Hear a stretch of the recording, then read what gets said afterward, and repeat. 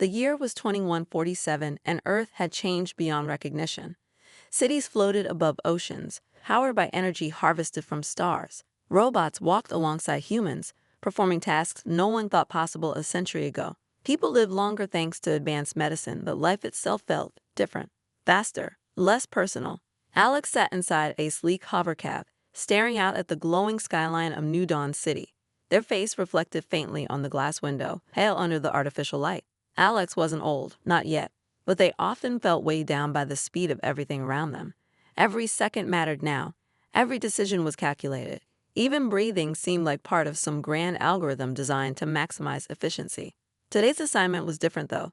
Alex worked as a journalist for Eternity Times, a publication dedicated to exploring the human experience in an age dominated by machines. For weeks, their editor had been pushing Alex to cover something meaningful, something that would resonate with readers tired of hearing about the latest tech upgrades or interstellar travel breakthroughs. That's how Alex ended up heading toward Horizon Haven, a floating retirement facility suspended miles above Earth's surface.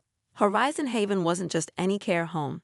It was marketed as a paradise for the elderly, complete with gardens filled with genetically engineered flowers, holographic sunsets, and gravity-adjusted walking paths so frail bodies could move without pain. But what made it truly special was its residents, the last generation born before the great technological revolution. They were people who remembered a time when smartphones didn't dictate every moment of life, when conversations happened face-to-face instead of through neural implants. As the hovercab approached the facility, Alex couldn't help but feel nervous. These elders were strangers to the fast-paced world Alex inhabited. Would they even understand each other? And more importantly, would Alex find anything worth writing about? When Alex stepped off the cab, the air smelled fresh, artificially fresh, but still pleasant. A young-looking attendant greeted them warmly. Her name badge read Leela, though Alex suspected she might be a robot programmed to look human. She led Alex through a series of glass corridors until they reached a large open area filled with greenery. Trees swayed gently despite being indoors, and birds chirped softly, even though Alex knew those sounds were probably simulated. "Welcome to Horizon Haven," Leela said with a smile. "Our residents are eager to meet you." Alex nodded, clutching their recording device tightly.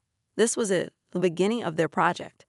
The first person waiting for them was Clara, a petite woman with silver hair tied neatly into a bun.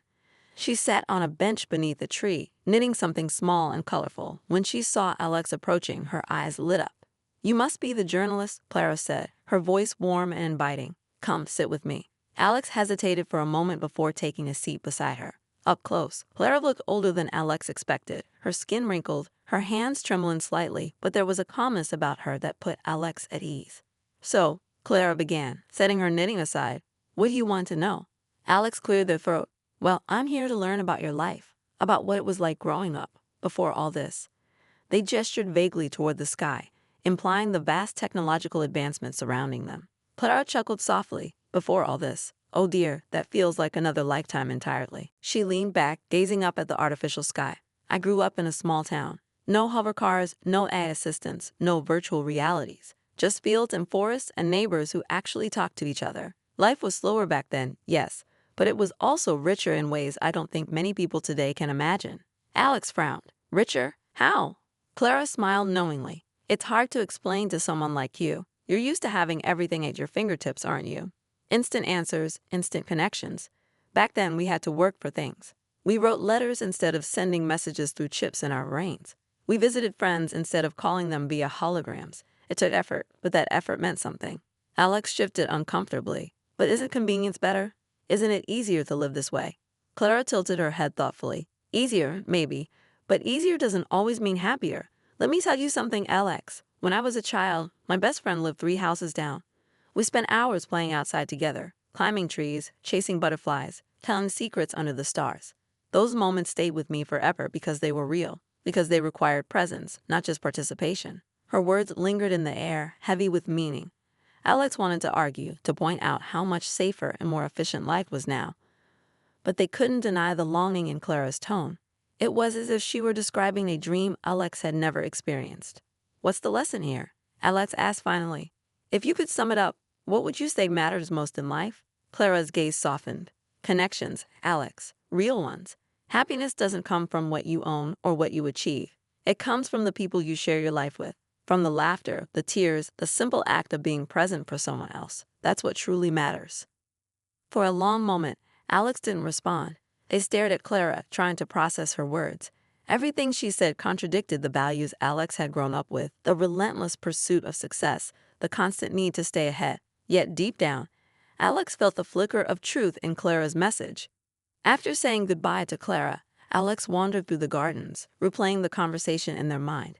They passed other residents sitting quietly on benches or chatting over cups of tea. Each face carried stories untold, wisdom unspoken. Alex realized this project wouldn't just be about documenting history. It would be about rediscovering humanity.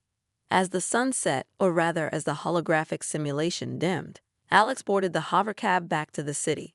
The lights of New Dawn City glittered below, dazzling and cold. For the first time, Alex wondered if they'd been chasing the wrong kind of brilliance all along. What Clara had shared stayed with Alex throughout the journey home. Maybe happiness wasn't found in the endless stream of notifications or the latest gadgets. Maybe it was hidden in the quiet moments, the ones that couldn't be recorded or uploaded. And maybe, just maybe, Alex would find more answers in the days to come. The next morning, Alex returned to Horizon Haven with a mix of excitement and unease. Clara's words from the previous day still echoed in their mind about connections, presence, and the value of real experiences. But Alex couldn't shake off the feeling that those ideas belonged to a distant past, one that no longer applied to the fast-paced world they lived in. As Alex walked through the facility's glowing corridors, he noticed how different it felt compared to the city outside. Here, time seemed to slow down. The air smelled fresher, the colors appeared softer, and even the people moved with deliberate calmness. It was almost like stepping into a dream, a reminder of what life used to be before humanity traded simplicity for efficiency. Today's interviewee was George, a retired engineer who had played a key role in developing neural implants, the very devices that allowed humans to record every moment of their lives digitally. Alex had read about him beforehand. His contributions were legendary, yet, as Alex approached the garden where George sat waiting, they couldn't help but feel curious. What would someone so deeply involved in creating cutting-edge technology have to say about what mattered most in life? George looked up as Alex approached, his sharp eyes twinkling behind thick glasses. Unlike many of the other residents, he didn't seem frail or fragile. His posture was upright, his handshake firm. "You must be Alex," he said, gesturing toward an empty chair beside him. "Come sit. I've been expecting you." Alex nodded and took a seat, pulling out their recording device. "Thank you for agreeing to speak with me, Mr. George. I understand you helped design the neural implant system." George chuckled softly. "Call me George, please. And yes, I did work on the early versions of the implants. Back then, we thought we were revolutionizing the way people experience life. Little did we know." His voice trailed off, leaving Alex intrigued. "What do you mean?" George leaned back in his chair, gazing out at the artificial horizon. "Let me tell you something, Alex. When we first introduced the implants, everyone was thrilled. Imagine being able to capture every single moment, every laugh, every tear, every sunset, and relive it whenever you wanted. It sounded perfect, didn't it?" Alex nodded eagerly. "It does sound amazing, being able to preserve memories forever. Isn't that a good thing?" George sighed, his expression thoughtful. "At first, yes. But over time, I started noticing something troubling. People stopped living in the present because they were too busy recording everything for the future. They'd go to concerts and stare at screens instead of enjoying the music. They'd attend family gatherings but spend the entire time adjusting camera angles instead of talking to each other." The third day at Horizon Haven began with a sense of anticipation. Alex had spent the previous evening reflecting on George's words about living in the moment. Turning off the recording device, even briefly, had felt strange but liberating. For the first time, Alex had experienced life without filters or distractions. It was as if they were rediscovering the world around them. Today's interviewee was Maria, a widow whose husband had passed away decades ago. What made Maria unique was her decision to reject AI replicas, a popular trend among grieving individuals who wanted to recreate lost loved ones using advanced simulations. Despite having access to such technology, Maria chose to keep her memories of her husband alive solely within her heart. As Alex approached the small greenhouse where Maria tended to plants, they couldn't help but wonder why she had opted for solitude over synthetic companionship. The greenhouse was filled with vibrant flowers and lush greenery, creating an atmosphere of peace and serenity. Maria stood near a cluster of blooming roses, humming softly to herself. "Good morning," Alex said gently, not wanting to startle her. Maria turned, her face lighting up with a warm smile. "Ah, you must be Alex. I've heard so much about you." Alex nodded, feeling slightly awkward. "Thank you for agreeing to speak with me, Maria." Your story, it's quite remarkable. Maria chuckled softly, brushing soil from her hands. Remarkable? Not really. Just honest, I suppose. She gestured for Alex to sit on a nearby bench, then joined them after washing her hands. So, what would you like to know? Alex hesitated for a moment before diving in. I understand that you lost your husband many years ago, yet unlike others in similar situations, you chose not to use an AI replica to simulate his presence. Why is that? Maria's expression softened, her eyes distant as if recalling cherished memories. Because love isn't something you can replicate, Alex. No matter how advanced technology becomes, it can never capture the essence of a real person, their flaws, their quirks, their soul. She paused, picking up a rose and twirling it between her fingers. My husband Daniel wasn't perfect. He snored loudly, forgot anniversaries, and always burned toast. But those imperfections made him who he was. They made our love authentic. An AI replica might look like him, sound like him, even act like him, but it wouldn't be him. Alex listened intently, struck by the depth of her conviction.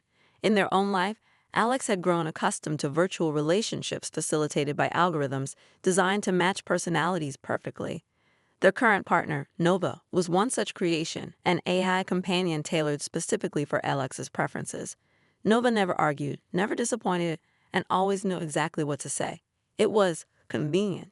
But hearing Maria talk about love made Alex question whether convenience equaled fulfillment. What did you do after you passed? Alex asked cautiously.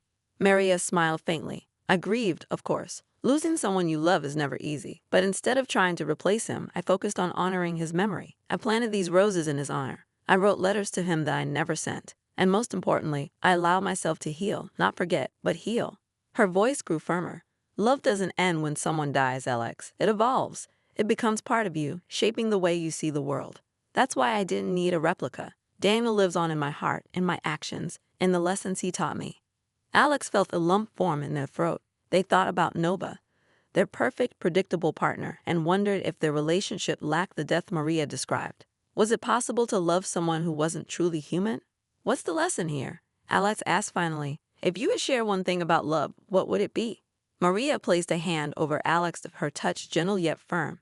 True love isn't about perfection. It's about growing together through imperfections. It's messy, unpredictable, and sometimes painful, but it's also beautiful. Real love teaches you patience, forgiveness, and resilience.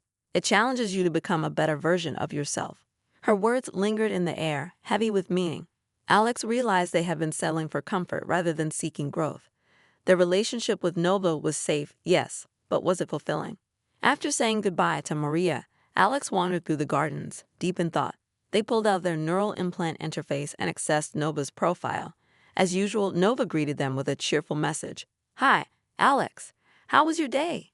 For the first time, Alex hesitated before responding. They stared at the screen, imagining what it would feel like to have a conversation with someone who might disappoint them or surprise them, someone who wasn't programmed to meet their every expectation. With a deep breath, Alex deactivated Nova's profile. It wasn't a permanent decision, but it was a start. They needed time to reflect, to figure out what kind of love they truly wanted.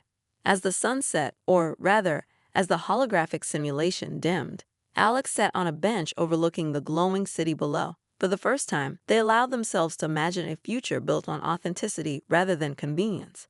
A future where love wasn't just easy, it was real. And somewhere in the quiet stillness of Horizon Haven, Alex began to understand that true love transcends time, technology, and even death itself. The fourth day at Horizon Haven dawned bright and crisp, with the artificial sky painted in hues of orange and pink. Alex woke up feeling lighter than they had in weeks, as if shedding layers of doubt and confusion. The conversations with Clara, George, and Maria had planted seeds of reflection in their minds, seeds that were slowly beginning to sprout. Today's interviewee was Samuel, a retired farmer turned environmentalist who had witnessed firsthand the drastic changes Earth underwent during the Great Climate Crisis. Unlike the other residents Alex had met so far, Samuel wasn't content staying within the confines of Horizon Haven. He spent most of his time tending to a hidden biodome, a secret garden filled with rare plants and animals that survived thanks to his relentless efforts. When Alex arrived at the designated meeting spot, a young attendant led them through a series of winding corridors until they reached a heavy steel door marked restricted access. The attendant smiled apologetically. Mr. Samuel prefers privacy. Please follow me.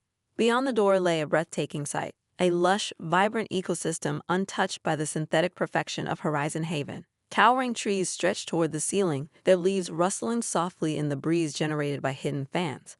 Birds chirped melodiously, while streams of crystal-clear water wound their way through moss-covered rocks. It was as close to nature as Alex had ever seen in this futuristic age. Samuel stood near a bubbling brook, feeding small fish with steady hands. His weathered face lit up when he saw Alex approaching. "You made it," he said warmly, extending a hand. "Welcome to my sanctuary." Alex shook his hand, marveling at the surroundings. "This place, it's incredible. How did you manage to create something like this?" Samuel chuckled, brushing dirt from his palms. "It wasn't easy, I'll tell you that. When Earth started falling apart due to pollution and climate disasters, humanity turned to artificial solutions, biodomes, lab-grown food, synthetic ecosystems. But somewhere along the way, we forgot the beauty of real nature, so I decided to preserve what little was left." He gestured for Alex to sit on a fallen log nearby. "Tell me, Alex, when was the last time you touched real soil or smelled fresh rain falling on grass? Not the simulated kind, but the real thing." Alex hesitated, searching their memory. I don't think I ever have." Samuel nodded knowingly. "That's what I feared. We've become so dependent on technology that we've lost touch with the very foundation of life. Nature isn't just a resource, it's a teacher. It reminds us of our roots, our humility, and our place in the grand scheme of things." As he spoke, Alex noticed the passion in his voice. Despite his age, Samuel radiated energy, as if fueled by the natural world around him. "What do you mean by our place?" Alex asked curiously. Samuel leaned back, gazing at the canopy above. "Think about it, Alex. Humanity has achieved so much. We've built cities in the sky, colonized other planets, even extended our lifespans. But in doing so, we've forgotten that we're part of something bigger. The Earth doesn't belong to us, we belong to it. And when we destroy it, we destroy ourselves." He pointed to a cluster of wildflowers blooming near the stream. "See those flowers? They don't need anything fancy to survive. Just sunlight, water, and soil. Yet they thrive. They adapt. They endure. That's the lesson nature teaches us, if we're willing to listen." Alex felt a pang of guilt. Growing up in New Dawn City, they had taken the environment for granted, assuming it would always be there, managed by machines and algorithms. But hearing Samuel talk about its fragility made them realize how disconnected they were from the natural world. "What can we do to fix it?" Alex asked earnestly. "Is it too late?" Samuel's expression softened. "It's never too late to start making amends. Every action counts, no matter how small. Plant a tree.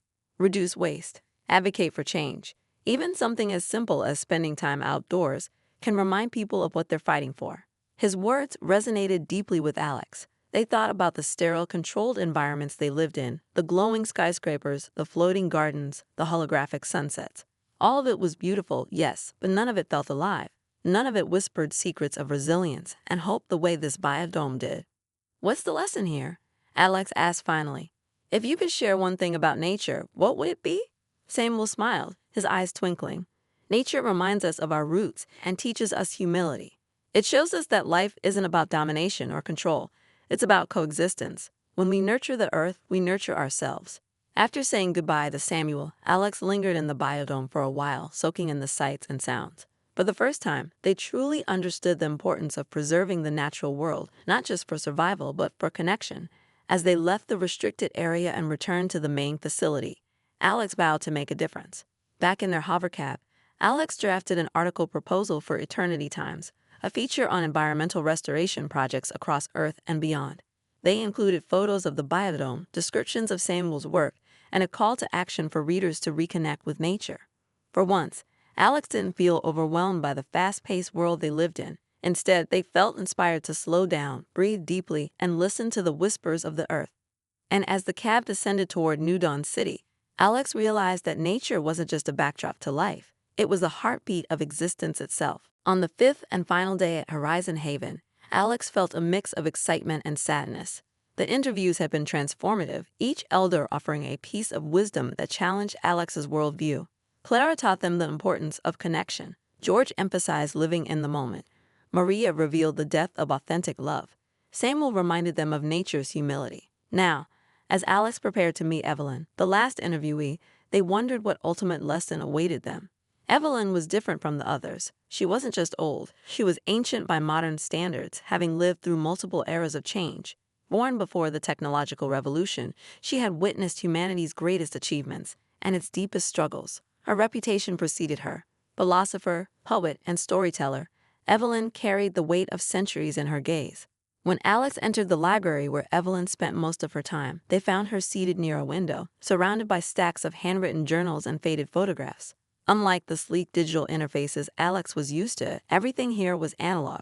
Pages yellowed with age, ink smudged with use. Evelyn looked up as Alex approached, her eyes sharp despite her frailty. "You're the journalist," she said, her voice steady and warm. "Come sit with me." Alex obeyed, taking a seat across from her. The room smelled faintly of paper and lavender, a comforting contrast to the sterile air of New Dawn City. Evelyn studied Alex for a moment, then smiled knowingly. "So," she began, folding her hands on her lap, "what have you learned so far?" The question caught Alex off guard. They hesitated, recalling the lessons from the past 4 days. "I've learned about connections, presence, love, and nature," they said finally. "But I'm still trying to understand how it all fits together." Evelyn nodded approvingly. "Good, that means you're thinking deeply. Let me tell you something, Alex. Life isn't a puzzle to solve. It's a tapestry to weave. Each thread, each experience, each person adds color and texture. What matters isn't perfection, but meaning." She reached for one of her journals and handed it to Alex. "This is my life's work. Poems, reflections, stories, all written by hand. No algorithms, no edits. Just raw thoughts poured onto paper." Alex flipped through the pages, marveling at the intimacy of the words. There were no flashy graphics or hyperlinks, just honest expressions of joy, sorrow, and wonder. It was beautiful in its simplicity. "Why did you choose to write instead of using technology?" Alex asked curiously. Evelyn chuckled softly, "Because writing forces you to slow down, to think carefully about every word. Technology has its place, yes, but it often rushes us along without giving us time to reflect. These journals are my legacy, not because they're perfect, but because they're real." Her expression grew serious. "And speaking of legacy, let me share my final lesson with you. Life isn't measured by achievements or possessions. It's measured by the kindness we show and the impact we leave behind." Alex felt a lump rise in their throat. In a world obsessed with success and progress, Evelyn's words struck a chord. They thought about their own life, the endless deadlines, the constant need to stay ahead, and realized how empty it all seemed compared to the richness of Evelyn's existence. "What should I do?" Alex asked quietly. Evelyn leaned forward, her gaze piercing yet gentle. "Start small. Disconnect from the noise. Spend more time outdoors. Nurture relationships, not the ones built on convenience, but the ones rooted in authenticity. And above all, be kind. Kindness costs nothing, yet it leaves ripples that last long after we're gone." Her words lingered in the air, heavy with truth. Alex clutched the journal tightly, feeling its weight in their hands. For the first time, they understood that true fulfillment came not from chasing greatness, but from embracing simplicity. After saying goodbye to Evelyn, Alex walked through the gardens one last time. The sun, or rather, the holographic simulation, was setting, casting golden light over the facility. Alex felt a sense of peace they hadn't known in years. They turned off their neural implant, silencing the notifications and updates that had once defined their life. Instead, they focused on the present, the rustling leaves, the chirping birds, the laughter of residents echoing in the distance.